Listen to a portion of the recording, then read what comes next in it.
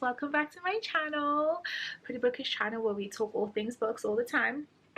Okay, so first of all, I found this really good kombucha at Discount. Just so you know, like, it's impossible to find really good kombucha in South Africa. This is one of the only things that makes me wish I lived in the US, is Health Aid kombucha. That and let me grab it up here. Dylan's. My cousin went to Miami right before lockdown and she brought me back some Dylan's. It's my favorite candy. I probably should eat it before it expires, but anyway, those are the only two things really. And Ulta Beauty, and having a Sephora in every corner, and Barnes and Nobles, and Riverhead Books sending you book mail. Anyway, no, that's not what this video is about. I just got off on a tangent. Okay, hi guys. Okay, so today I'm going to do, as you can see, my September wrap up. Someone actually called me out on Instagram saying that I promised a September possibility pile, which I didn't do, so I better be doing a wrap up. So yeah, I'm gonna do a wrap up for you guys. Read 22 books, not going to talk about all of them, but I'll give you guys probably about 19 of them. The other ones I'm like, I don't care to talk about them. Okay, so let's do this. Am I the only person who loves these strawberry thingies from Woolies? So good. They're so good. It's like licorice, but not really. Anyway, first book, Love After Love by Ingrid Persaud. This was my August book club selection. I finished it like the second day of September. Guys, this is an absolute must read. Oh, it's so good. It's so Trinidadian. Like, reading this, you feel you feel Trinidad in reading this book. You feel, I mean, I think it's all the references to the food and the location and the topography and all that stuff, but she really, like, Ingrid Persaud has this great ability to kind of situate you within like the physical location. And I think every time books like talk about food a lot, especially in cultures where that's like a really big part of the culture, you get the sense like you're there. This is that, right? So it's a narrative that's structured in like kind of three parts. Not three parts, what's the word I'm looking for? Three main characters, and that is let me remember their names. Betty, her son Solo, and Mr. Chetan. So it's this like maid family, and oh guys, this book is so heartbreaking. It's so heartbreaking, the ending. I can't tell you about the ending without spoiling it, but this book is heartbreaking. So basically, like, what you know about this book is that Mr. Chetan is a lodger who lives in Betty's house after her husband passes away, and their son Solo, and they kind of are like raising this boy together. They're not in a relationship, but there's a huge tragedy that happened that you only learn about halfway through the book that kind of changes everything. And then Solo moves to New York because he hates his mother now, and it's just like a whole thing. And just like reading this book, I just kept thinking about like forgiveness, and I just kept thinking about like motherhood and what it means to be a mother and how hard it must be, because like your kids can really just like decide they hate you tomorrow after you've given them your whole life, and then like you're kind of in the shits, which is just, but anyway.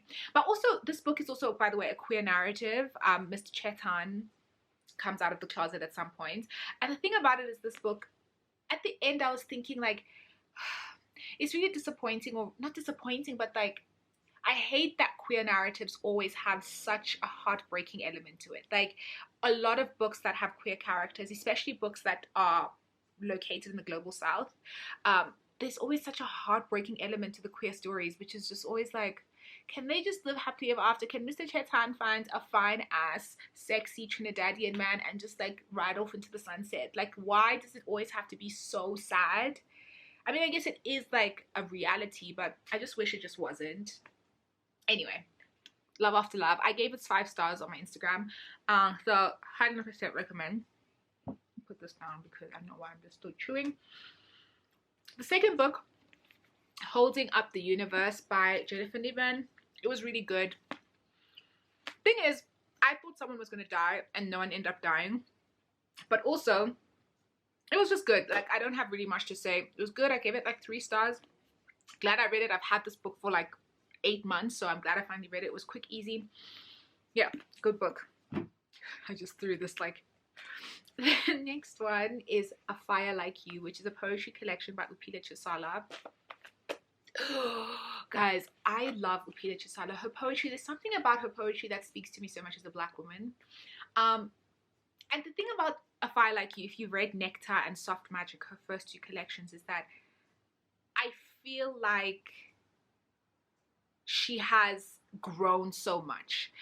I feel, because, okay, so Upita Chisala got married, I think at the beginning of this year or late last year. And you feel the love and you feel the healing and you feel, in comparison to the first two books, you feel the growth. I feel like I've been on a journey with her since the first book, and I'm just so happy to see some of the, and yes, there's still a lot of sad things, and you just feel like, oh, some of the weight of like being black and women in this world and in the families we're in, but there's also like hope and there's joy and there's just bursts of love in this poetry collection. So oh, love it, 100% recommend. The next one is something I read like on the weekend in a day, which I actually loved, which was No Big Deal by Bethany Rutter. YA, plus size protagonist. And you know what? It's British, which is probably why the banter is amazing. But it was just so well written. It hit all the YA points. There was friendship, there was drama, there was romance, there was a crappy dude. But the ending of this book is what I love so much. The message in the ending of like, you're 17. The guy you fall in love with is not necessarily the guy you end up with. And if any man who doesn't accept you the way you are, or who is embarrassed to be with you because you're plus size or whatever, is no man you need to be around. And this book ends in the best way. You know Dumpling by Judy Murphy? This is what I thought that was going to be. This book is amazing. Oh no, not Dumpling, Pudding. This book is the plus size YA novel I wish I had when I was a kid. I want more books like this. Just yes, yes, yes, yes to everything about this book. Loved it. Okay, next we have, I don't want to talk about this book. Do you know what? I'm gonna save my actual thoughts for whenever I do a post of the worst books I've ever read. But Waiting for Tom Hanks by Kerry Winfrey. Garbage. That's all I have to say. Next we have Black Flamingo by Dean Atta. It's a book written in verse.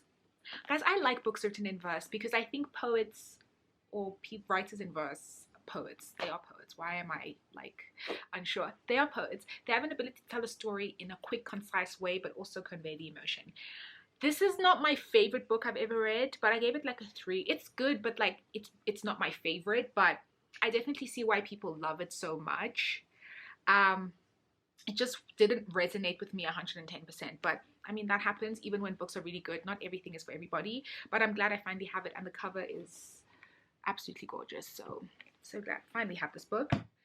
Next, we have something that's been on my shelf, guys. I want you guys to clap for me. I want a standing ovation because your girl has finally read 100 Vows of Salama. I finally read 100 Vows of Salama. I promised you guys I was going to read it eventually at some point very soon, and I did because, hey, I am the girl.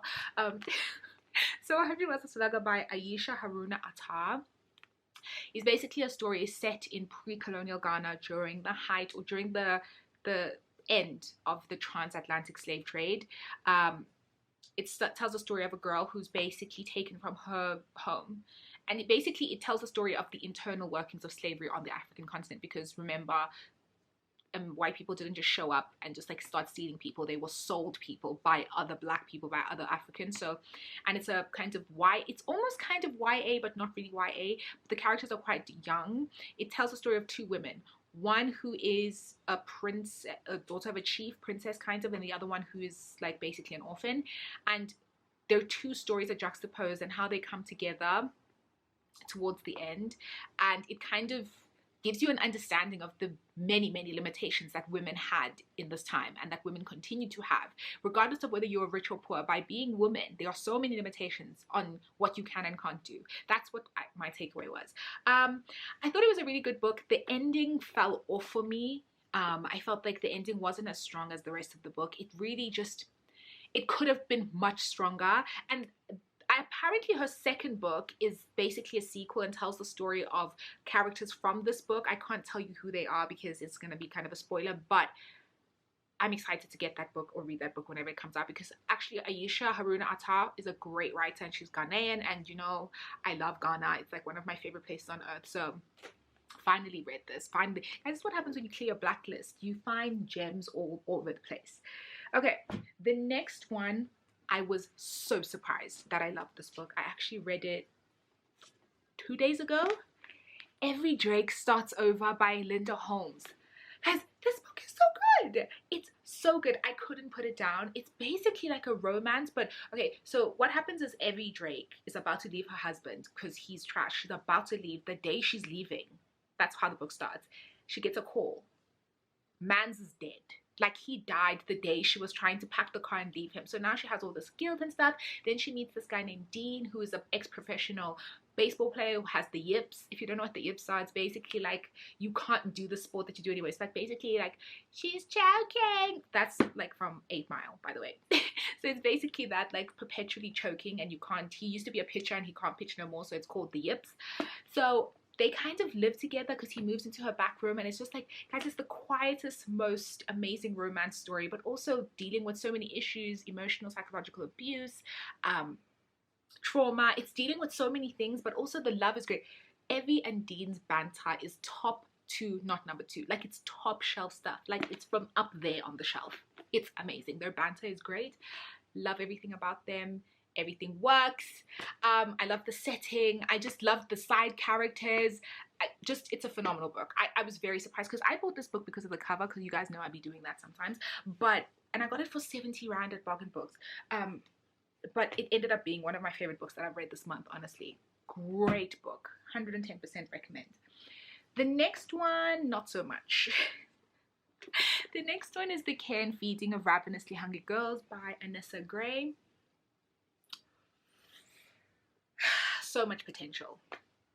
I still need to do a full review on Instagram of this, but so much potential. It had so much potential.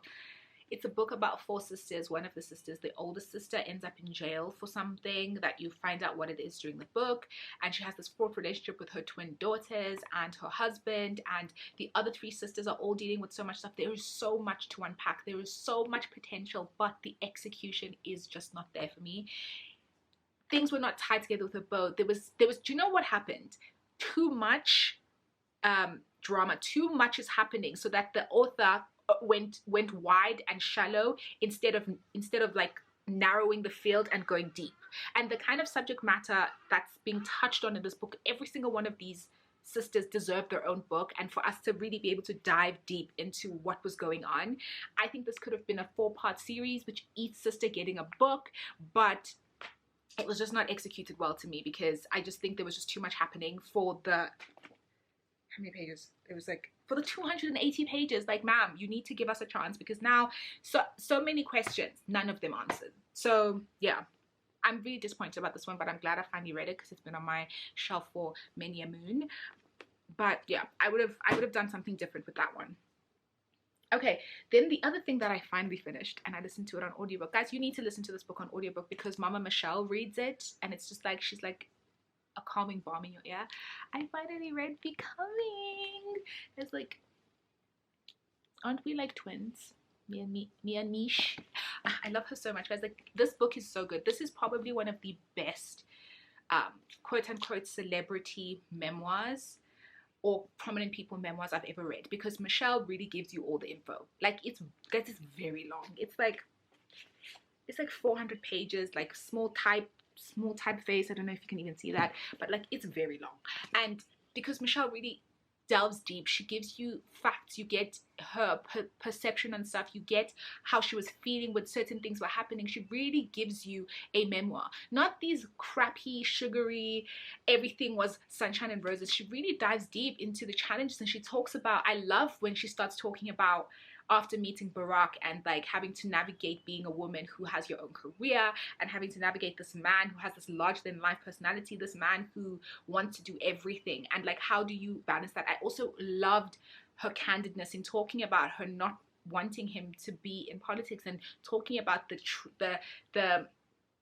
the challenges of being in the White House are just, I just love this book. I think it was great. I really highly recommend you listen to the audio. Like, I tried to read it and I almost fell asleep like so many times. I couldn't even get through 2 chapters on like reading it. This is my mom's copy. She bought it last year. She bought it the week it came out, and then she read it and I was just like, oh, I want to read it. And then anyway, audio 110% the way to go with this one. Definitely 5 out of 5. Loved it. Another book that I actually listened to on audio, which actually I read an audio at the same time, which is best good either way, is The Dutch House by Ann Patchett. First of all, I now know why y'all love Ann Patchett. I also now love Ann Patchett because this book is real good. Ann Patchett has this amazing ability to talk about absolutely nothing and make it so interesting. This book is not particularly like dramatic. Nothing really like out there happens, but I was engrossed the whole time. And as the most amazing added bonus, Tom Hanks is the person who narrates this book. I was like, Tom Hanks, who doesn't love Tom Hanks? Tom Hanks as Danny is amazing. And I was listening to this book on my daily walks. It's just amazing. Tom Hanks's voice, the perfect narrator was chosen for this book in terms of the audio, but also in terms of the narrative of the actual book. Danny was the perfect narrator. I just 4.5 or 5 out of 5. Love this book. Very surprised that I love it, but sometimes I just be loving literary fiction like that. But this book, I definitely need to look into more of Ann Patchett's books, because this one, absolutely adored it. It was amazing. This is taking forever. I'm talking so much. My voice is even like... Okay, so the next book that I finished this month is Ninth House by Leigh Bardugo. I've had this book since the beginning of the year, if not late last year. I finally read it. Beautiful hardback edition. Please look, I love books that have this like pretty thing inside. Okay, so we're not talking about the cover though. Ninth House. Okay, so I feel like I like the premise. I like what she was trying to do, but I also feel like she was trying to do too much, like, if that makes sense. Like, I feel like this book was the premise of the kind of secret societies, Yale magic, was really good, right? But some of the execution, like the magic element, was very like, it felt haphazardly like slapped together. Also, I've seen so many people's reviews putting this book on a list of like romance, high fantasy or adult fantasy romance. Where do you guys see romance here? Where? Because if you're talking about, what's her name, Alex and Darlington, I beg, please do not call that romance. At least not yet. Because definitely in this book, you kind of saw a seed being planted, but like definitely the apple tree hasn't ripened. Do apple trees ripen? Whatever. The ripe apples haven't fallen from the tree. There has been no romance in this book. Please don't lie, guys. And I heard someone told me that this is potentially a 5-book series. Please. There's nothing about this that needs to be a 5-book series. First of all, this could have been a brilliant standalone novel. There's not even a reason for this to be a series. It would have been great if it had been a standalone, because I feel like she would have put more effort into like making it like fire. But now, because it's a book 1, I think writers always feel like book 1 can be a little bit shaky because it has to set the scene for what's to come. Yeah, I don't really have much to say. I still need to do my review. I need to like crystallize my thoughts. Am I going to read the rest of the series? Probably I won't buy it, but if I get gifted book 2, I will definitely read it, because I actually want to know. Now I want to know what happened. Like the last 30 pages made me interested to see what's going to happen next, but the rest of the book I was just like, wow. A lot is happening here, and also nothing is happening here. So all that to say, I actually kind of enjoyed this book. I mean, I liked it enough, but I didn't love it, but it was all right. Yeah, it was all right. I feel like I didn't say anything there. The next books, Noughts and Crosses and Knife Edge by Mallory Blackman. Okay, so I set myself a goal to read all 4 of the books in the series in a week. I stopped after book 2 because I realized, first of all, this book series is really good, but also I don't think I'm the age demographic for it. I was flying through them like a book a day because it's for a slightly younger audience, but apart from that, brilliant series. Mallory Blackman, the fact that the series was written in 2001, early 2000s, and it's this fire, and it touches on so many topical things that I hate the world, because this book is still so relevant today, and it's just like the world is the ghetto. Honestly, you just feel like the world is the ghetto. It's been 20 years and nothing has changed. This book is just as topical now. It's about race relations. So if you don't know the series, noughts and crosses. So noughts and crosses signify the two different races, so black and white. So it's basically like a flip on the standard race relations, where in this series, white people are the subhumans, or the ones who are like the dregs of society, and black people are the elite. And then these two, obviously a white and a black girl and a white man, Callum and Sephi, fall in love. They're childhood friends and they fall in love, etc. I will say though that book one, the ending shocked the hell out of me. That's why also I stopped reading the series, because it's not what I expected. I was thinking Sephi and Callum are going to be in all 4 books and it's going to be like the sweeping romance. It ain't that. Like, not to do, and this is about to be a spoiler, so like close your ears if you don't want to hear this, but like Callum definitely dies after book 1 and you're just like I was sitting there like, okay, so now what? Then I read book 2 and I was like, okay, it's interesting, but also I don't care anymore, because I loved Callum. He was my favorite character. I would have preferred it personally if Sephi died and Callum stayed alive, but can't have everything you want. Then the other book that I read this month was the Rose and the Dagger by Renee Adi. I loved The Wrath and the Dawn. It was so good. And this book was also so good. It's just your classic fantasy YA set in some sort of, I think it's set in Persia. It's just good, guys. Like, yes, are there plot holes? Yes, there are, because YA fantasy has a lot of plot holes. For example, Shahrazad falls in love with Khaled, and Khaled used to be the king, or he is the king, and he kills Shahrazad's best friend. So she wants to kill him in book 1 because he killed her best friend, and then she finds out that he's cursed, and then she falls in love with him. Now, personally, I don't think you ever fall in love with a guy who kills your best friend. I don't care how hard it is, and I don't actually care if he's cursed. You just don't. But in this book, they do. So, I mean, plot holes, but it's just great. I think the writing's phenomenal. It's quick. It's easy to read. I will say the ending felt a little bit rushed. I think this could have stretched into a 3-book series, but I think Renee Adi doesn't really like to write trilogies. She just writes duologies. Just that's her thing. That's her general thing. So I guess like stick with what you know. Okay, and the last one that I actually only finished last night, like take a hint, Danny Brown by Talia Hibbert. You can judge by my facial expression that this is the greatest thing I've ever read in my whole life. 5 out of 5. Everything. It was worth everything. Every word, every page. Danny, Zaf, love it. Guys, Talia Hibbert is phenomenal. I'm now officially a lifelong fan. I thought I was a lifelong fan after Get a Life, Chloe Brown, but now I'm a lifelong fan. Like, oh, this book is so good. It's so sexy and so steamy, but the romance is so good. I relate to Danny so much. Like, oh, I just love this book so much. I'm so glad I finally read it, and everybody should read this. Like, really, it's, guys, Talia Hibbert is just really, you're doing amazing, sweetie. That's all I have to say. Phenomenal. This was the best book to end off September. It really was just like top shelf stuff. Very glad that I finally read that book. So yeah, that's the end of this very, very long video of the many books that I read this month. Oh no, I'm not done. Am I done? Yeah, I'm done. I'm not going to talk about the other ones because actually can't be asked. So yeah, I am done. So thank you so much for watching this video. I hope you guys had a great reading month as well. I hope you're excited. I probably will post my, I don't know if I'm going to post this before my TBR, but I don't know. We'll see. Right, okay, so that's the end of this video. I hope everybody enjoyed it, and I hope you guys had a great reading month like I did. And I look forward to seeing if you guys liked any of these books in the comments. Let me know what you think. I love reading your comments. And don't forget to subscribe to my channel if you haven't already. Tell everybody to subscribe to my channel. And I hope I see you guys soon. Don't forget to follow me on Instagram and chat. I'm usually available on Instagram if you want to just like shoot the shit about any of these books. But anyway, bye guys. I hope you enjoy your day.